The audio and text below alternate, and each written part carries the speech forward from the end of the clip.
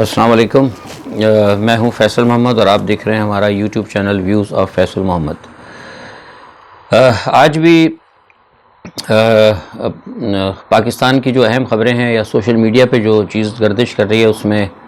عامر لیاقت کا ایک عنوان جو ہے ابھی تک چل رہا ہے۔ کل کے ویلاگ میں میں نے آپ کو کچھ وجوہات بتائی تھیں آپ کو، اور بتایا بھی تھا کہ عامر لیاقت کے حوالے سے کہ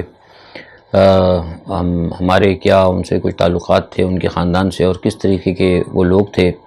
اور میں نے یہ بھی آپ کو بتایا تھا اس میں کہ بلا شبہ وہ ایک شوخ تھا، ہنسنے بولنے والا، ایک کھلندرا نوجوان جسے کہتے ہیں وہ تھا، لیکن جن چیزوں کی پروجیکشن اس کے حوالے سے کی گئی مجھے نہیں لگتا، یا میں کم از کم ماننے کے لیے تیار نہیں کہ وہ اس قسم کی چیزوں میں رہا ہو۔ اس وقت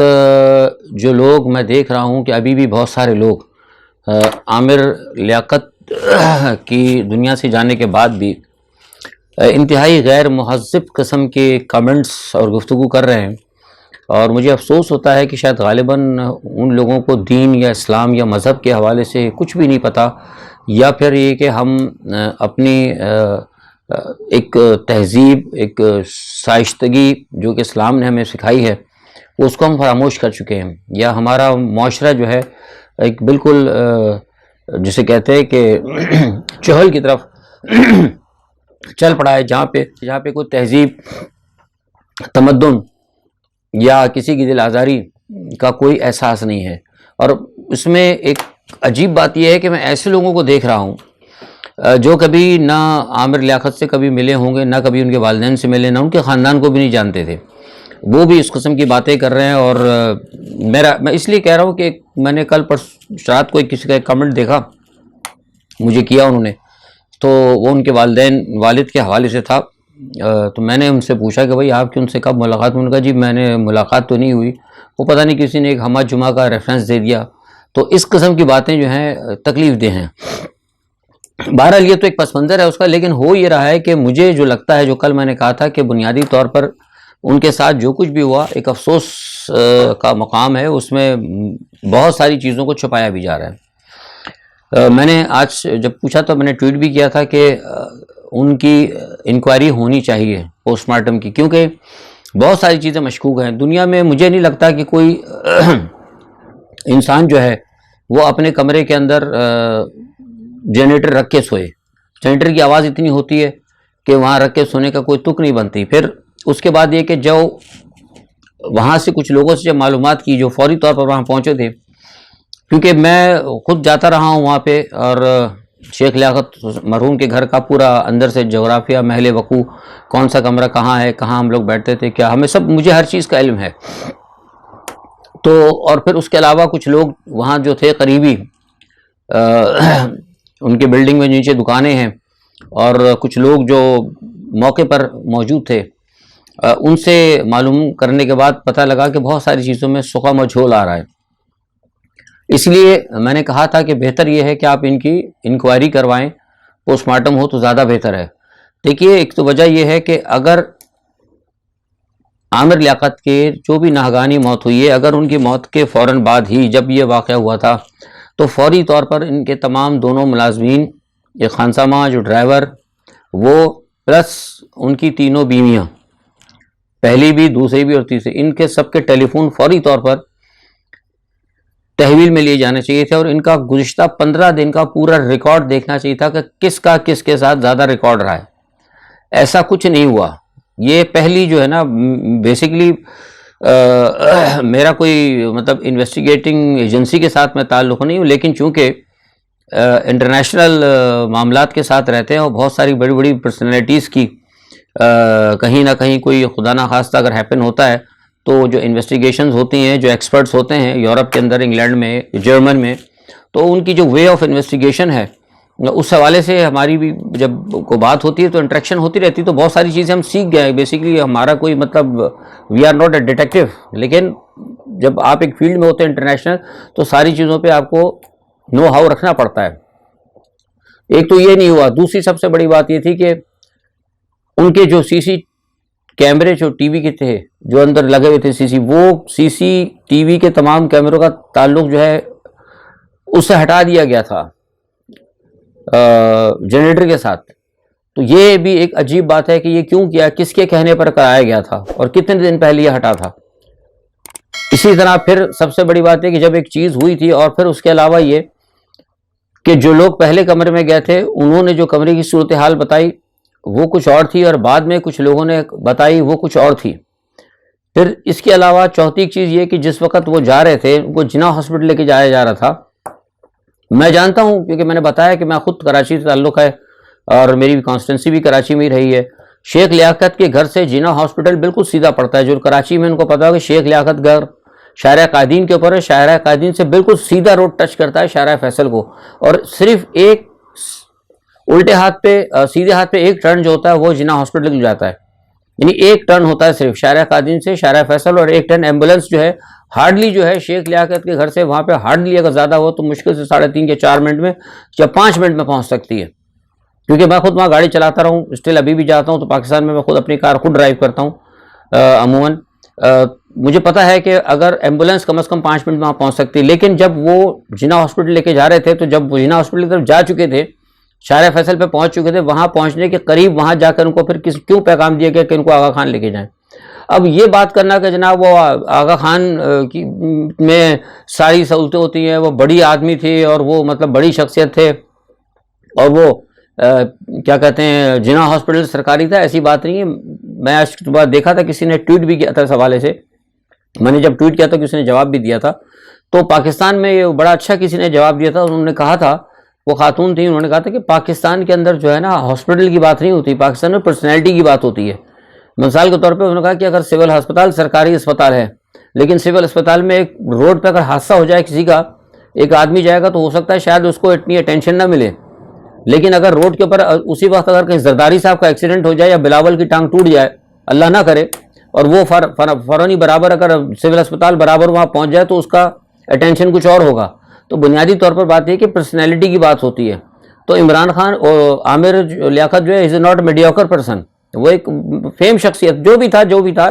ایک فیم شخصیت تھا, کوئی مانے یا نہ مانے اس کی ایک حیثیت تھی. تو اگر وہ پہنچتا ہے دنیا اسے جانتی ہے تو اس کو اٹینشن ملتی. لیکن ایسی کون سی وجوہات تھی کہ ایمبولینس کو ٹچ کر واپس کرایا, کیوں ہدایت دی, ایسی کیا وجوہات تھی؟ یہ چیز جو ہے یہ بہت ساری چیزیں ہیں.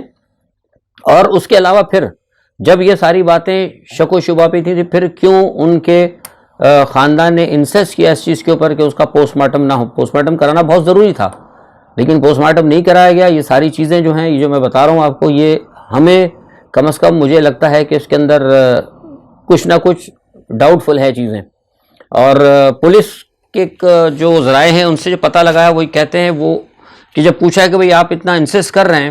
اس کی وجوہات کیا ہے, تو پھر نام نہ ظاہر کرنے کی شرط انہوں نے کہا کہ ہمیں کچھ ایسے ایویڈنس ملے ہیں جس سے ہی پتہ لگتا ہے کہ موت جو ہے یہ طبعی نہیں ہے, مطلب کچھ نہ کچھ اس کے پیچھے کانسپریسی ضرور ہے. تو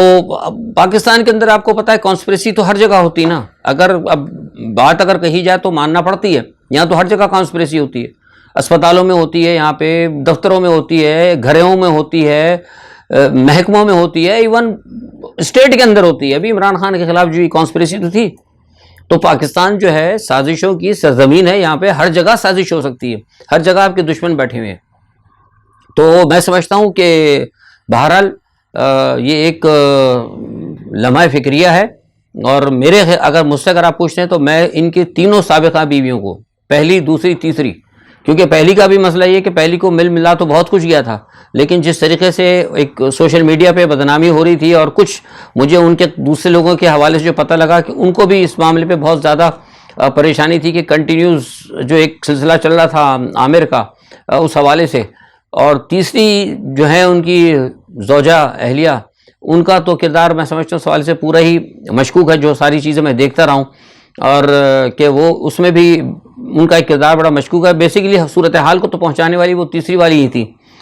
جو انہوں نے اتنا کیا. اور جہاں تک میں عامر کو جانتا ہوں ان کے خاندان میں, عامر ایسا نہیں تھا. اب یہ جو تصویریں بنا کے میں نے کل آپ کو بتایا تھا سوشل میڈیا پہ جو بیہودہ سلسلہ نکلا ہوا ہے, جس کی چاہیں آپ اٹھا کے ویڈیو ڈال دیتے ہیں. یہ کوئی بھی آدمی سو رہا ہو، میرے ساتھ ہو سکتا ہے، میں اگر سو رہا ہوں، اگر میری بیوی ہو یا کوئی آدمی میرے گھر میں بیڈ روم میں، وہ اگر سوتے ہوئے میری کوئی تصویر اتار لے، یا انسان سوتے میں ظاہر ہے کبھی شرٹ اتار کے بھی سوتا ہے گرمی کی وجہ سے، ہزار وجوہات ہوتی ہیں اتار کے اور ڈال کے، اور پھر کسی کے ساتھ میرے گھر میں میرے بیڈ روم میں اگر کوئی ہو جس کو اپروچ ہو میرے بیڈ روم تک، تو وہ بنا سکتی ہے، تصویر بنا سکتی ہے، تصویر بنا سکتا ہے، سمجھ گئے. تو وہ بنا کے اگر سوشل میڈیا پہ ڈال دے، پھر اس کے ساتھ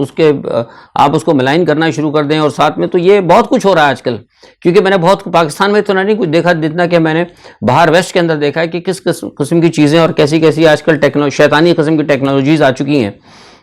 تو یہ میں سمجھتا ہوں کہ ہمارا جو کل میں نے کہا تھا کہ ہمارے لوگوں کا بھی اس میں بڑی ذمہ داری ہے کہ ہم لوگ جو ہیں اس قسم کی چیزوں کو بہت زیادہ اہمیت دیتے ہیں. اور یہ جو ویلاگ کل میں نے آپ سے کہا تھا، یہ ویلاگ کا بھی کہ جس طرح یہ آج کل کل بھی میں نے ذکر کیا کہ موبائل ٹیلی فون آپ لے لیں اور اس کے بعد پھر جس کی چاہیں عزت اچھالتے پھریں آپ. اور یہ تو آپ کو ایک لائسنس مل چکا ہے، یعنی ہتھیار سے بھی زیادہ خطرناک ہے یہ چیز. لوگ بلیک میل کر رہے ہیں اس کے اوپر، بہت ساری چیزیں ہیں. تو بہرحال یہ دیکھنا ہوگا. ایک افسوسناک پہلو ہے، اور افسوس ہے کہ ایک اچھا شخص اور اس کو اس طرح نظر انداز کیا گیا، اس کو خراب کیا گیا. بہرحال اب یہ فیصلہ تو اس دنیا سے وہ جا چکے ہیں. اچھا، اسی کے ساتھ اس ایشو کے ساتھ ساتھ آج پرویز مشرف کے حوالے سے بتا دوں کہ مشرف صاحب کی طبیعت کل رات خراب ہوئی تھی. میں نے پتہ کیا تھا، میں نے صبح مجھے پیغام ملا، تو وہ فی الحال ابھی بات تو نہیں کر پا رہے. رات سے ان کو مصنوعی سانس دی جا رہی ہے، اور سننے میں یہ آ رہا ہے کہ ان کی طبیعت بہت زیادہ خراب ہے. تو دوستوں سے جو بھی ہیں، بہرحال ہم پاکستانی ہیں، ہمارے مسلمان ہیں، اللہ تعالیٰ سے دعا کریں کہ اچھا. دوسرا آپ کو ایک خبر آج کل یہ بھی بڑی گشت کر رہی ہے، آپ نے سنا ہوگا کہ وہ امریکہ کی جانب سے IMF، کل میں نے ذکر بھی کیا تھا اور میں نے آج سے 2 سال پہلے کیا بھی تھا، اور میں نے یہ بات کہی تھی کہ IMF جو ہے وہ مانیٹرنگ کر رہا ہے CPEC کی. اور اب لوگ بھی سارے کہتے ہیں، یہ بات میں نے 2 سال پہلے کہی تھی، اب پرانے دیکھ لیں میرے اسٹیٹمنٹ پر، انٹرنیشنل بین الاقوامی جریدوں میں میرے یہ پڑے ہوئے ہیں اسٹیٹمنٹس.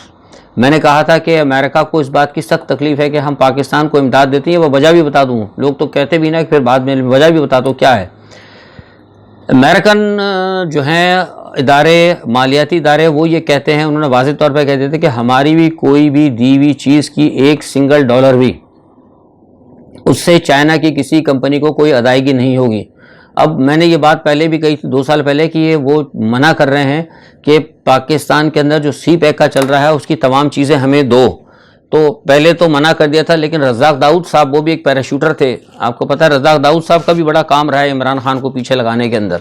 کیونکہ یہ بہت سارے اور بھی لوگ ہیں جو کہ امریکن لابی کے لوگ تھے. باقر رضا وغیرہ سب امریکہ کے IMF کے لوگ ہیں. اب میں کس کا نام لوں یہاں پہ. تو ان لوگوں نے تمام چیزیں امریکہ کو دیں، اور یہی وجہ ہے کہ امریکہ نے اب یہ کھل کر کہا ہے کہ IMF کا کوئی پیسہ یا کوئی بھی بین الاقوامی مالیاتی جو ادارے جو پاکستان کو فنڈ کرتے ہیں، اس کا کسی بھی ایک پیسہ بھی جو ہے سنگل پینی بھی CPEC کی کسی کمپنی کو نہیں دیا جائے گا. یعنی بنیادی طور پر وہ چاہتے ہیں کہ CPEC کے حوالے کو بالکل دور رکھا کرے، CPEC پہ کچھ نہ ہو، CPEC کا کوئی معاملہ نہ ہو. یہی وجہ ہے کہ آپ کو پتہ ہے کہ جب عمران خان ایک دفعہ گئے تھے بریفنگ کے اندر، تو چینی سفارت خانے میں کچھ لوگوں کا نام بھی لیا گیا تھا اور انہوں نے کہا تھا ان کو دور رکھا جائے. لیکن خیر بہرحال اب وہ تو بات پرانی ہو گئی. لیکن اس وقت جو سچویشن ہے وہ یہی ہے کہ امریکہ کھل کر اب سامنے آ گیا، اور یہ کہا جا رہا ہے کہ پاکستان کو جو CPEC ہے اس سے دور ہٹنا پڑے گا. اور IMF کی ابھی تک معاملہ ڈیڈ لاک ہے. بہت سارے لوگ کہہ رہے تھے نا، مفتاح اسماعیل، میں نے 5 دن پہلے کہا تھا، میں نے کہا یہ جھوٹ بول رہے ہیں. 5 دن پہلے میں نے کہی تھی بات، یہ جھوٹ بول رہے ہیں. آج آپ دیکھ لیں اسٹل آپ کو پتہ ہے کہ ابھی تک وہ ڈیڈ لاک ہے. حالانکہ آج میں آپ کو بتا دوں، یہ خبر آپ کو کوئی نہیں کہا، کل بھی جمعہ رات کو، آج جمعہ ہے، کل جمعہ رات کو انہوں نے ورچوئل ملاقات میٹنگ کی ہے IMF کے ساتھ. ورچوئل بات کی ہے کہ بھئی خدا کے واسطے اس کو ریلیز کر دیں، کچھ کر دیں. میں نے کل کہا تھا کہ امریکہ تیار ہے، لیکن اب جیسے جیسے وہ حامی بھرتے جاتے ہیں کہ ہم ٹھیک ہے جی، آپ کی حکومت ہے، ہم دیں گے. حالانکہ ورلڈ بینک سے انہوں نے آرڈر کر دیا، ورلڈ بینک سے کل میں نے بتایا تھا. لیکن IMF کے حوالے سے ان کو پتہ ہے کہ IMF پاکستان کی کمر ٹوٹ رہی ہے اور وہ لائی توڑنا ہی چاہتے ہیں، لیکن آپ کو آہستہ آہستہ لالی پاپ دے دے کے نا آپ کو ایک قدم آگے بڑھا رہے ہیں. اب انہوں نے CPEC کی کہانی ڈال دی ہے. کل انہوں نے جمعرات کو بات کی، لیکن اسٹل ڈیڈ لاک ہے. اچھا، ساتھ میں یہ خبر آپ نے یہ بھی سن لی ہوگی کہ یونائٹڈ نیشن کے حوالے سے آپ کو پتہ ہے کہ UNO کے حوالے سے جو لوگ مجھے جانتے ہیں کافی عرصے سے، ان کو پتہ ہوگا کہ میں اپنے طور پر ہماری ایک تنظیم ہے اس کے حوالے سے، اور اپنے دوسرے ہمارا ایک تھا پہلے اللہ جنت نصیب کرے جنرل حمید گل صاحب کو، اور مہاتیر محمد صاحب سینئر ہیں، ان کے کچھ ہمارا پیچھے ایک تھا پلیٹ فارم، اس حوالے سے ہم لوگ پس پردہ کوشش کرتے رہے ہیں مسلمانوں کے لیے سلامتی کونسل میں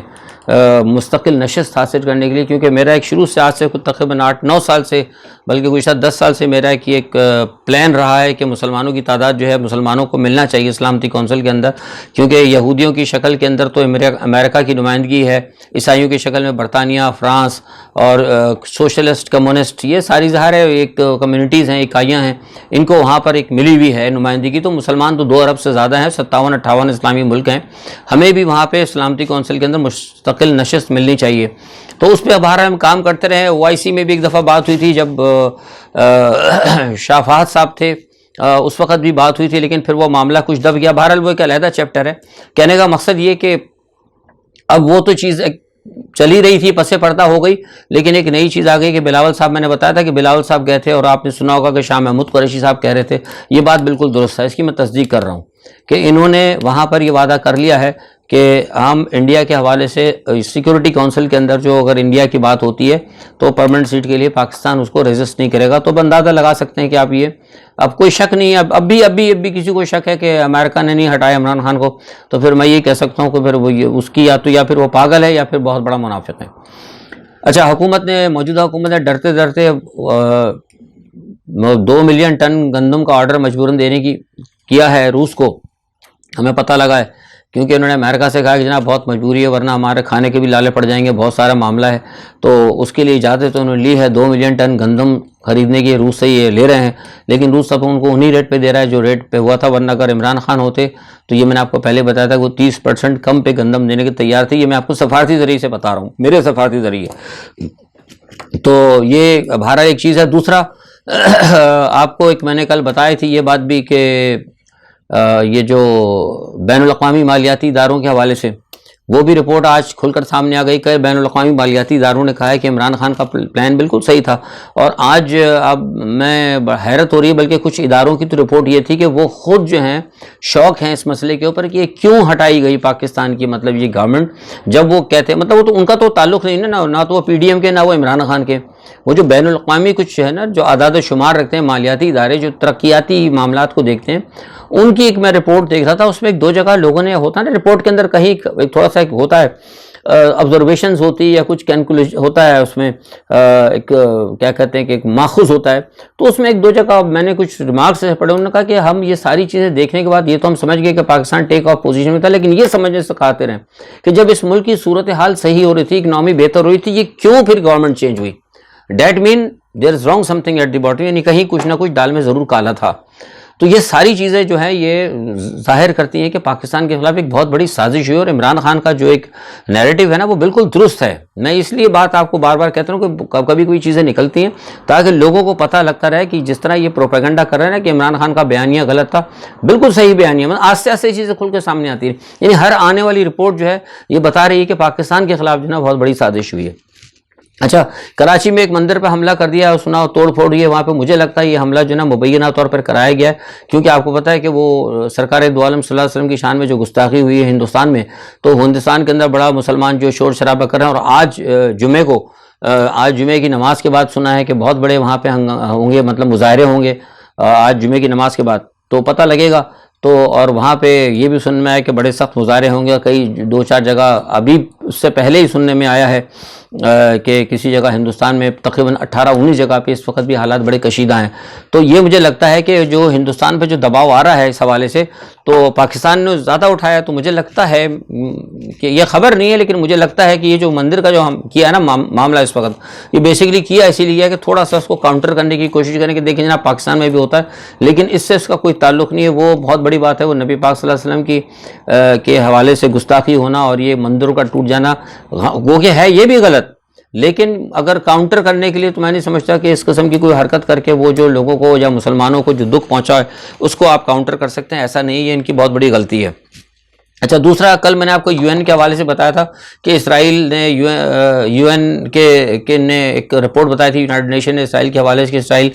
جو ہے پورے فلسطین پہ قبضہ کرنا چاہتا. اس پہ آج امریکہ نے دیکھیں اندازہ لگائی ہے، امریکہ بہادر کھل کر آ گیا اسرائیل کے حوالے سے. اس نے کہا ہے کہ یہ رپورٹ غلط ہے، اور یونائٹڈ نیشن کو کہا ہے امریکہ نے کہ اس رپورٹ کو واپس لو.